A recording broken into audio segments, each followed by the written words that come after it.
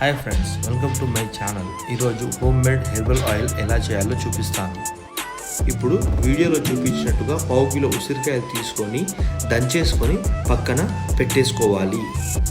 వీడియోలో చూపించినట్టుగా కరివేపాకు, మందారపు ఆకు, దాని పువ్వులు మరియు 1 లీటర్ పారాషూట్ ఆయిల్ తీసుకొని పక్కన పెట్టుకోవాలి. ఇప్పుడు 2 టీ స్పూన్ల మెంతులు, కలబంద జెల్, 2 ఆనియన్స్ కట్ చేసుకొని పక్కన పెట్టుకోవాలి. ఇప్పుడు ఒక బౌల్లో లీటర్ ఆయిల్ వీడియోలో చూపించినట్టుగా వేసి మనము తీసుకున్న అన్ని మిశ్రమాలని వేసి 45 మినిట్స్ వరకు ఉడకబెట్టనివ్వాలి.